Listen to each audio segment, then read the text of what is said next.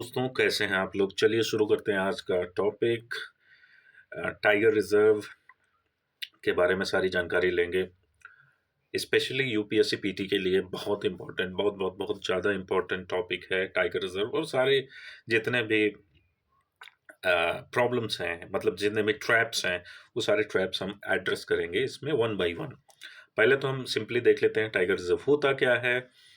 सो tiger reserve जो होता है बच्चा, दिस इज लीगली नोटिफाई किया जाता है by wildlife protection act WPA 1972 के तहत, जिसको 2006 में अमेंड किया गया था। ठीक है। और ये क्यों है टाइगर रिजर्व? अपने को पता है सिंपल सा कि भाई टाइगर को हमें प्रोटेक्ट करना है, टाइगर खतरे में है। ठीक है। इसमें दो अलग अलग दो पार्ट्स हैं, डिस्टिंक्ट पार्ट हैं। एक तो होता है भैया कोर एरिया, कोर जो एरिया होगा टाइगर का। एक होता है बफर एरिया जो कि पेरिफेरी में होता है। ठीक है। कोर में जो होगा that is called critical tiger habitat.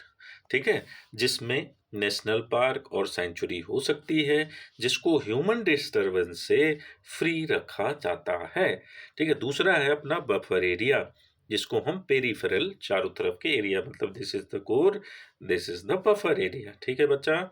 तो ये जो एरिया होता है ये कोर एरिया को सराउंड करेगा और ये प्रमोट करेगा को existence with wild life and human activity. मतलब कि कोर एरिया में अपने को ह्यूमन एक्टिविटी नहीं देखने को मिलेगी, लेकिन बफर एरिया में अपन ये देखेंगे कि यहाँ पे ह्यूमन एक्टिविटी भी देखी जा रही है।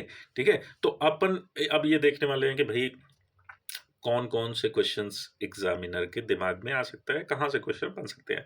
अच्छा, इसके अलावा क्वेश्चन वो नहीं बनाएगा इस टॉपिक से, सीधी सी बात है, इतना समझ लेना। तो अपन ट्रैप देखते हैं। पहला ट्रैप है भाई नेशनल पार्क और टाइगर रिजर्व का trap.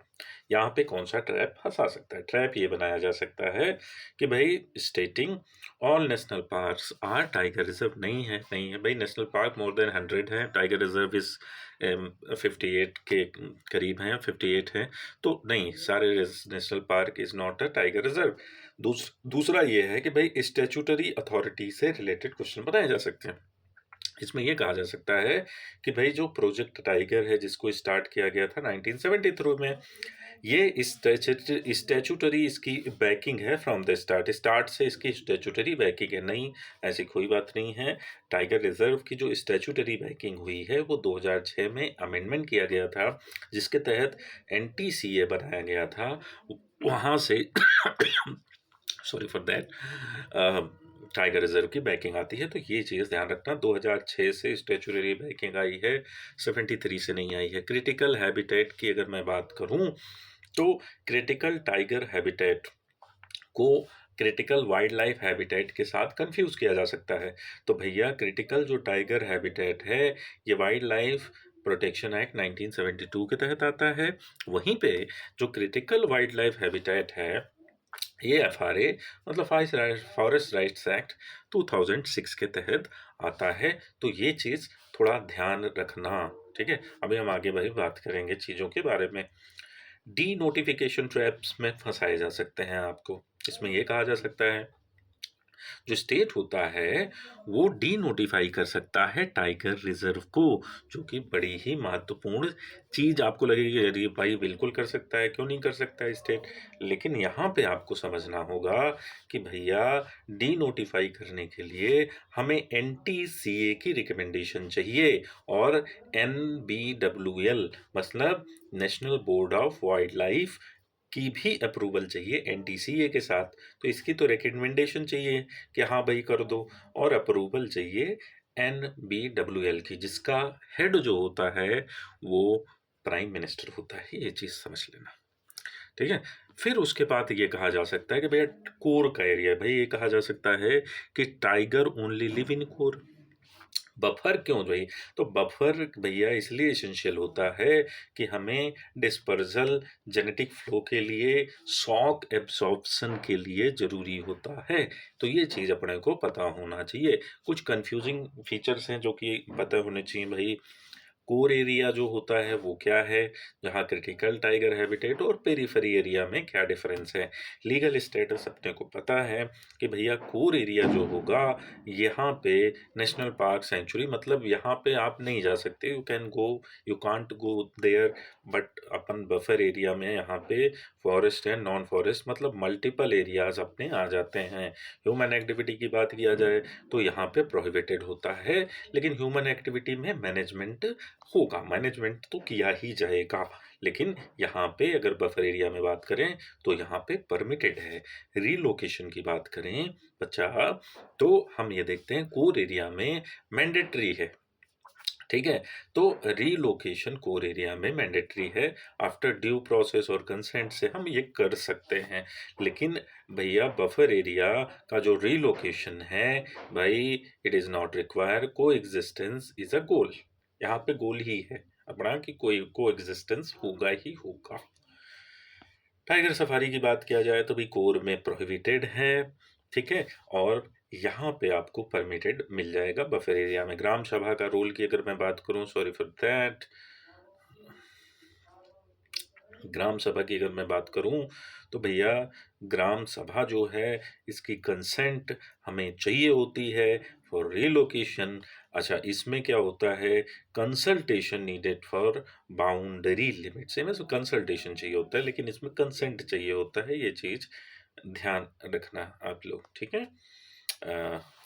For 1 minute please. Okay, सो हमने ये देख लिया। नेक्स्ट है टूरिज्म की बात करें तो भैया लिमिटेड टूरिज्म है, यहाँ पे नहीं होगा। यहाँ पे आप करेंगे, यहाँ पे टूरिज्म सफारीज वगैरह होंगी। लेजिस्लेशन की बात किया जाए तो अपने को पता है WPA, और ये सेक्शन अपना 38V WPA में ये भी आता है। तो ये अलग सेक्शन है, क्या ये WPA में आता है या नहीं आता है, तो इसमें क्वेश्चन आपसे बनाए जा सकते हैं। तो यहाँ पे आप जो है इसमें क्लैरिटी होनी जरूरी है। देन अगर हम बाउंड्री लाइंस की बात करें तो भाई सेंट्रल गवर्नमेंट, ये कहा जा सकता है स्टेटमेंट में कि भाई सेंट्रल गवर्नमेंट जो है ये नोटिफाई करेगा टाइगर रिजर्व को, नहीं, ऐसी बात नहीं है। State government notify them NTCA के रिकमेंडेशन पे। तो NTCA के रिकमेंडेशन पे स्टेट गवर्नमेंट करती है, ना कि सेंट्रल गवर्नमेंट करती है, ठीक है। नेक्स्ट है स्टेटमेंट, कहा जा सकता है कि forest rights of tribes are automatically extinguished in core area. तो ये चीज आपको ध्यान रखनी पड़ेगी कि राइट्स जो होंगे must be settled and voluntary relocation must be agreed upon. तो ये चीज आपको पता होनी चाहिए। नेक्स्ट स्टेटमेंट है टूरिज्म जो है is a primary purpose of, नहीं भाई सीधी सी बात है कि भाई कोर एरिया को हमें बचा के रखना है।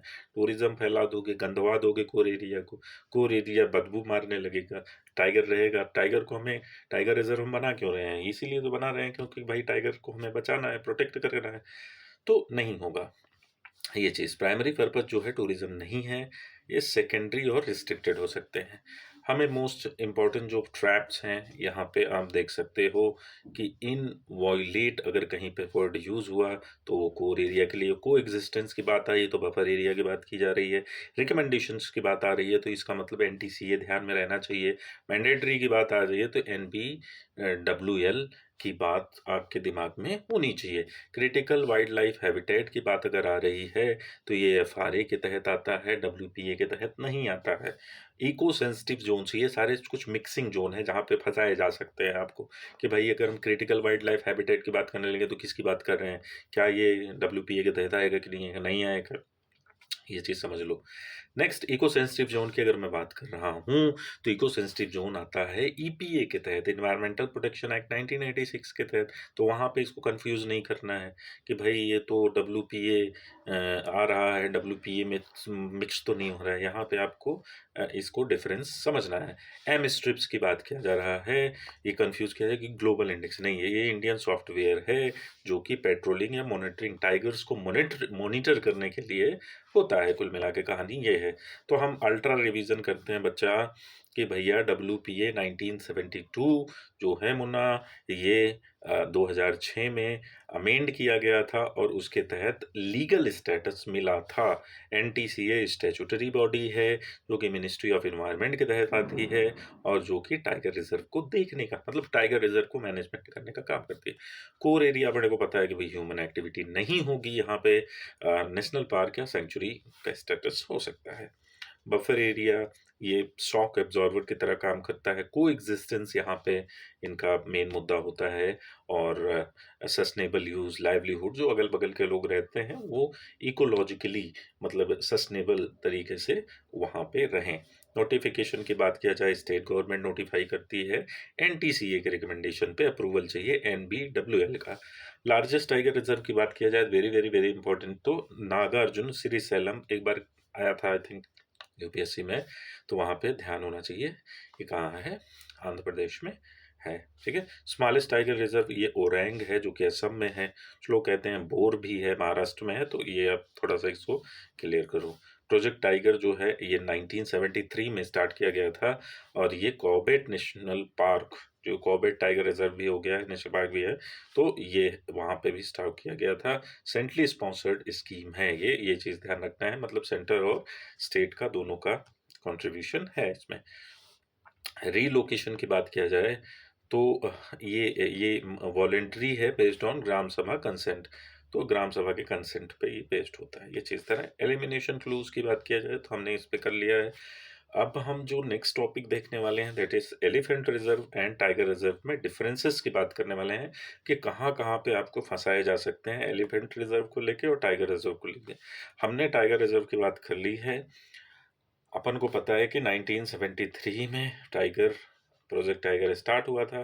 टाइगर रिजर्व को statutory status W wild life sanctuary act के तहत दिया गया, सॉरी वाइल्ड लाइफ सेंचुरी कह रहे हैं, वाइल्ड लाइफ प्रोटेक्शन एक्ट के तहत दिया गया था जो कि 2006 में स्टैट्यूटरी स्टेटस उसको मिला था। प्रोजेक्ट एलिफेंट स्टार्ट किया गया है आपका 1972 में। क्यों किया गया है भाई? एलिफेंट्स के मैनेजमेंट के लिए किया गया है, इसलिए किया गया है भाई, सीधी सी बात है।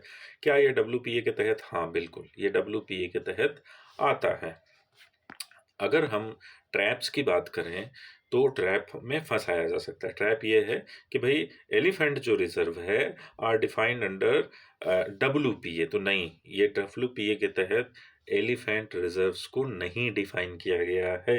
एलिफेंट रिजर्व को नहीं डिफाइन, केवल टाइगर रिजर्व्स हैं जो कि आप देख सकते हो 2006 में एक अमेंडमेंट हुआ था उसके तहत हुआ था।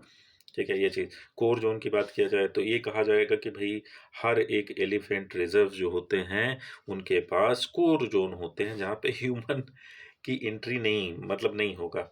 नहीं, ऐसा कोई नहीं है। ये एलिफेंट जो रिजर्व्स होते हैं इसमें आप देखोगे कि revenue land, private land, villages ये सारी चीज़ें होती हैं। इसमें कोई कोर वोर वाला कहानी नहीं है, ये चीज़ समझ लेना। हाईएस्ट पॉपुलेशन में फंसाया जा सकता है कि भाई केरल में सबसे ज़्यादा नहीं है, कर्नाटक में सबसे ज़्यादा है, फॉलोड बाई असम, तीसरे नंबर पे केरल आता है। तो ये चीज़ थोड़ी ध्यान रखने वाली चीज़ें हैं, पूछता है UPSC, that's why I am explaining it. ठीक है। दूसरी जो बात है वो एज को लेके है। तो यहाँ पे आपको ये कहा जा सकता है कि elephants can only live until age of 40। तो नहीं है भैया, ऐसा नहीं है, 60 प्लस तक भी होता है, ये चीज़ याद रखना। ऑल इंडिया एक्ट की बात किया जा सकता है, claiming that there is a separate elephant conservation act. नहीं नहीं नहीं, ये चीज़ नहीं है। एलिफेंट कंजर्वेशन एक्ट हवा में नहीं है, हमारे पास डब्ल्यूपीए है, इसी के तहत शेड्यूल 1 के तहत इनको प्रोटेक्ट किया जाता है। लेकिन एलिफेंट रिजर्व्स का कोई भी कंसेप्ट डब्ल्यूपीए में नहीं है, इस चीज़ का ध्यान रखना। एलिफेंट रिजर्व और टाइगर रिजर्व में थोड़ा सा कंपैरेटिव अगर स्टडी हम कर लें तो हमारी पूरी कुल मिला के कन्फ्यूज़न दूर हो जाएगी। तो इसमें भाई लीगल स्टेटस की अगर मैं बात करूं तो भैया एलिफेंट जो रिजर्व है ये एडमिनिस्ट्रेटिव है। प्रोजेक्ट एलिफेंट 1992 में इसमें एडमिनिस्ट्रेटिव है, कोई भी स्टैट्यूटरी बैकिंग नहीं है, लेकिन टाइगर रिजर्व में अपने को है। नेशनल बॉडी की अगर मैं बात करूं तो इसके लिए स्टीयरिंग कमेटी है अपने पास एलिफेंट रिजर्व के लिए, लेकिन एनटीसीए है टाइगर रिजर्व के लिए। डेजिग्नेशन की बात करें तो नेशनल हेरिटेज एनिमल इसको 2010 में, और ये नेशनल एनिमल अपने को पता है प्राइमरी फोकस की बात करें, कॉरिडोर लैंडस्केप की हम बात करते हैं, और इसमें कोर एरिया के हैबिटेट को ना छेड़ा जाए, हमें इसकी बात हमने करी है। प्राइवेट लैंड ऑफन इंक्लूड होता है, इसमें हम कोर एरिया में प्राइवेट लैंड की बात नहीं करते हैं। ये चीज़, जेस्टेशन पीरियड सबसे ज़्यादा है 18 से 22 महीने, इसमें लगभग 3.5 महीने हैं।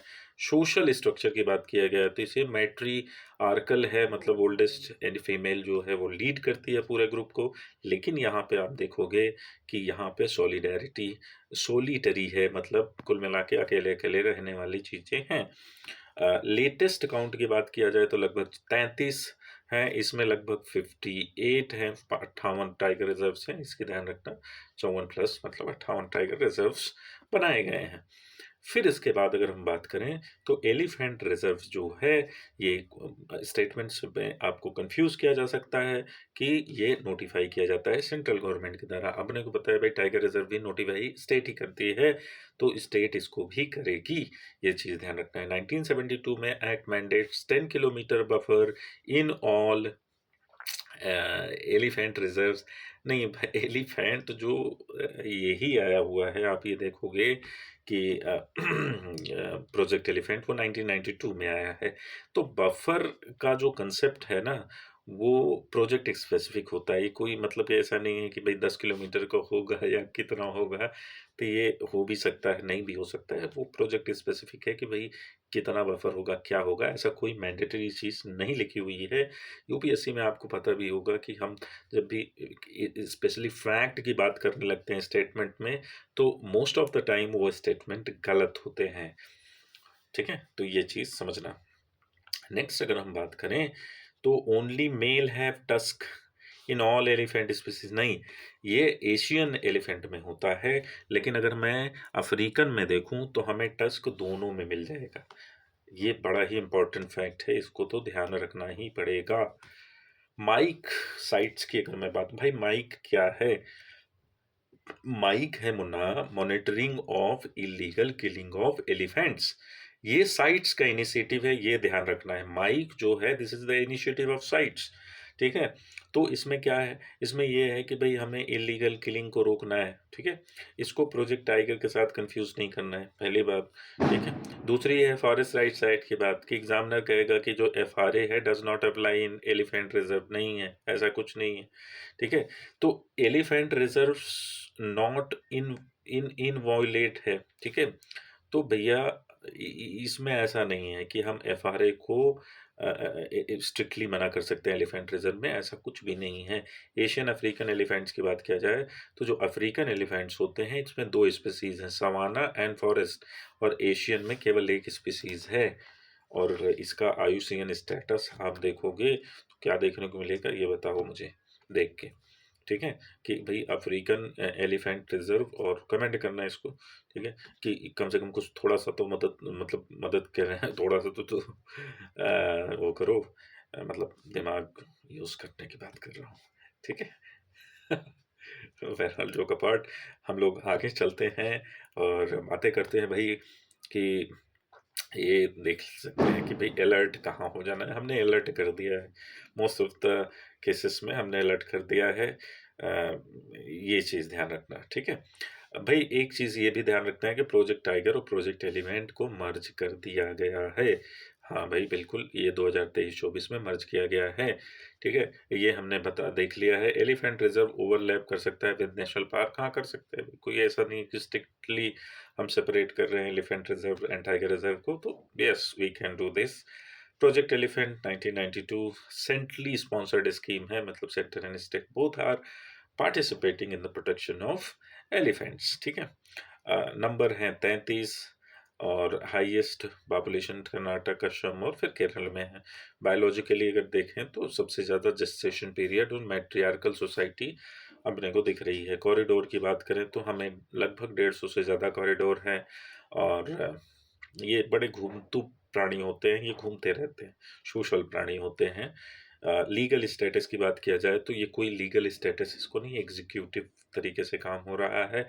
हेरिटेज एनिमल 2010 में बनाया गया था, साइट्स के तहत अपेंडिक्स 1 में आते हैं। आयुषीएन में ये इंडेंजर्ड हैं, एशियन वाले, ये चीज़ ध्यान रखना। लेकिन सेम स्टेटस अफ्रीकन का नहीं है, ये ध्यान रखना। प्रोटेक्शन की बात किया जाए तो अपन प्रोटेक्ट कर रहे हैं इनको शेड्यूल 1 के तहत, WPA के तहत, ठीक है। तो ये हमने दोनों देख लिया, elephant reserve and tiger reserve, और इनके बीच में आई थिंक काफ़ी ज़्यादा हमने डिस्कस कर लिया। मुझे लगता है कि अगर कंसेप्चुअली क्वेश्चन आया तो आप अभी इतना ताकतवर हो चुके हो कि गड़बड़ाएगा नहीं, यूपीएससी आपको फंसा नहीं पाएगा। नेक्स्ट जो हम बात करेंगे वो रामसार वेटलैंड साइट्स की बात करेंगे, ठीक है, इंडिया एंड वर्ल्ड में। तो हम देखेंगे कि भाई कैसे ट्रैप क्वेश्चन बन सकते हैं, कैसे ट्रैप्स आपके लिए सेट किए जा सकते हो और आप कैसे फंस सकते हो। इससे मैं बचाऊंगा आपको। बस यही करो कि बस देखते रहो भाई, और अपने मित्र को भी बताओ, ठीक है। सब्सक्राइब भी कर लेना, इच्छा करे तो। Thank you.